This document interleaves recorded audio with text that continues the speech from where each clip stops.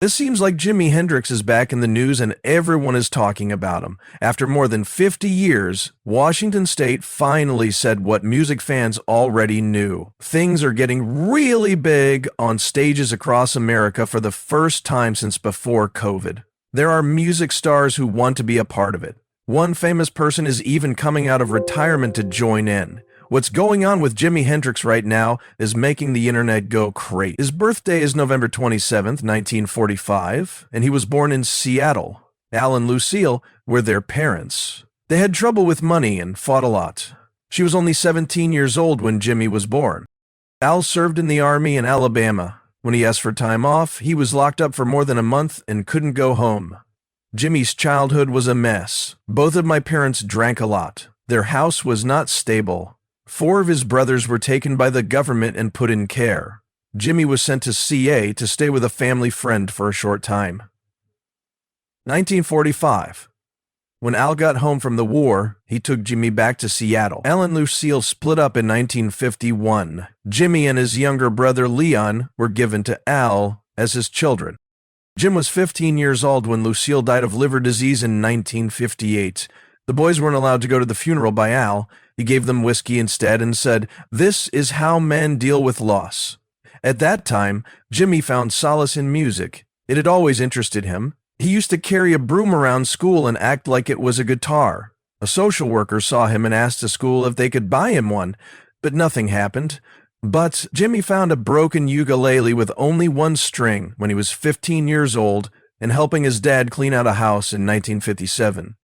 The woman who lived there told him he could keep it. Jimmy took lessons from Elvis Presley songs and learned how to play. Al finally got a real guitar after his mother died. It was his way out. Of Garfield High School in 1959, when he was 17, he learned on his own while listening to blues and early rock. He only cared about music. He played in bands in the area such as the Rockin' Kings and the Velvetone. He didn't have a steady job and often had trouble making ends meet. He slept in empty cars sometimes, but he never stopped playing. He paid close attention to other artists. Butch Snipes played the guitar with his teeth. Jim took the move and used it in his act. In 1961, Jimmy was 19 years old when he was caught riding in a stolen car. He was locked up for a week. You could either go to jail or join the Army. He joined the Army and was put in the 101st Airborne Division. Hendrix was interested in the Screaming Eagles because of how well known they were. During World War II, this division fought in the D-Day landings. At Fort Ord in California, he began his basic training. By August 1961, he was done with training and had become a private. At that point, he was sent to Fort Campbell in Kentucky. It was hard for Hendrix to be in the Army. He didn't like how things were set up or the rules. He wrote to his dad and told him how much he hated being in the service. One thing, though, kept him going. He gave his Red Dane electric guitar the name Betty Jean. He played it all the time. Johnny Cash met a soldier named Billy Cox at Fort Campbell. Cox played bass. Music brought them together right away, and they became good friends. They got together and made a band called the King Casuals. They started putting on shows near the base and sometimes in towns close. His plans for the future began even while he was in the military. He was only in the Army for 13 months before his time was up in 1962. The official reason was that he hurt his ankle on his 26th parachute jump. The Army said he could no longer handle the physical duties, but other records show that he wasn't doing a good job. He didn't do his bed checks, slept through his shifts, failed shot drills, and did poorly in physical training. Some news stories even said he seemed gay, which at the time could get someone released. Hendrix still got an honorable release, despite all of this. They moved to Clarksville, Tennessee, after Hendrix got out of the war. They were eager to keep making music. They played in small places and kept the name King Casuals. Before Hendrix made his own style, this was the time. When he played the guitar, he turned it over so that the right hand was facing down. He began to do tricks too, like playing with his teeth and behind his head. There was a lot of pressure to entertain. Hendrix once said, "Even skill isn't enough." Wished for a show. You didn't get asked back if you didn't stand out. Some band leaders didn't like how flashy he was and thought he was trying to get all the attention. But Hendrix kept making his show better. On the Chitlin Tour from 1962 to 1965, he played guitar as a backup. During segregation, this was a list of places in the South, Midwest, and East Coast where black artists could play. Things were not going well. Often, the pay was very little or none at all. Bob Rush, who also played, said that they were paid in food sometimes. In January 1964, Jimi Hendrix didn't know what to do. He had played behind other artists for years, living under their radar and following their rules. He wanted to have more say over his music and career now. He then made a choice. He quit the backup jobs and moved into the Harlem Hotel Teresa. It was there that he met Lithophany Pregon. She was known as Faye. He became her boyfriend because she was in the Harlem music scene. He had a place to stay, she helped him, and she pushed him to keep going. He also met Arthur and Albert Allen around that time. Their family had been in Harlem clubs for a long time. Hendrix began playing in small places and filling in for other bands all over the city in an effort to get noticed. He took part in the amateur night event at the Apollo Theater in February 1964. He came in first. That made him feel better. That showed he could handle a big group by himself. A friend from the Joe Tex band helped him get an audition with Ronnie Isley not long after that win. He liked Hendrix so much that he hired him to play guitar in the Isley Brothers' backing band. He said yes right away. It was a big step forward. Hendrix made his first recording track in March 1964. The single was called Testify with the Isley Brothers and had 2 parts. The song came out in June, but it didn't do well on the charts. It was a start, though. A song by Don Culvey called Mercy Mercy was played by him in May. Test itself in Retraining. It was released in August and got to number 35 on the Billboard list. Many months of 1964 were spent on tour with the Isleys. By October, though, he was sick of playing the same set every night. His mind was set on something else, so he quit the band. Not long after that, he joined Little Richard's traveling band, the Upsetters. He went to Los Angeles in February 1965. There, he and Little Richard cut a song called Don't Know What You Got, But It's Got Me. The song came out on VJ Records and was written by Don Covey. It only got to number 92 on the charts for 1 week. Little Richard wasn't as well known at that point. Pink Floyd met Rosa Lee Brooks, a musician, while they were both staying at the Wilcox Hotel in Hollywood. Rosa said, "I love the book 301 Ways to Suck Your Dick," and she said the second one is better than the first. He was asked to play guitar on her song. My Diary was on the A side and UT was on the B side. Arthur Lee wrote both of the songs. Hendrix laid down the guitar on both songs and even got to know Lee while they were recording. Hendrix later became a big fan of Lee's band, Love, after they became friends. The first time Hendrix was seen on TV was in July 1965. It was on WLAC-TV's Nashville show, Night Train.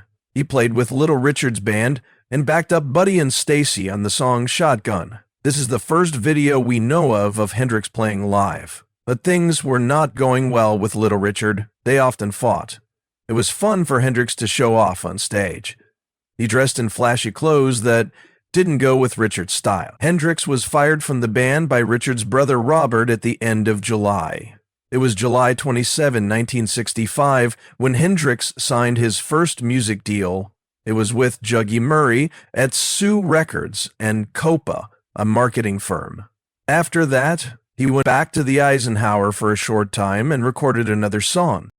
Move Over and Let Me Dance was the A-side, and Have You Ever Been Disappointed was the B-side. After the year was over, Hendrix met Curtis Knight at a hotel. Knight was in charge of an R&B group called The Squire. Hendrix moved in with them for 8 months. How Would You Feel was made by Hendrix and Knight in October 1965. Welcome Home was on the B-side. However, Hendrix had already signed a 2-year deal with Sue Records. He also signed another deal on October 15, 1965. This time it was with Ed. Chalpin made the deal for 3 years. The deal stuck around longer than the union. Hendrix had trouble with it later in his career. Hendrix worked with other acts between gigs with Curtis Knight and the Squires. He went on tour with Starlighter and Joey D. He made a song with King Curtis. He played on Ray Sharp's song Help Me as well. There were 2 parts to that track. In 1966, Hendrix got his first credit for writing a song. Hornet's Nest and Knock Your were two instrumentals he wrote that were both recorded as singles by Curtis Knight and the Squires. Hendrix was ready to leave the R&B scene by 1966. He went to New York's Greenwich Village. It felt very creative in that area. It had new ideas, artists, and songs in it.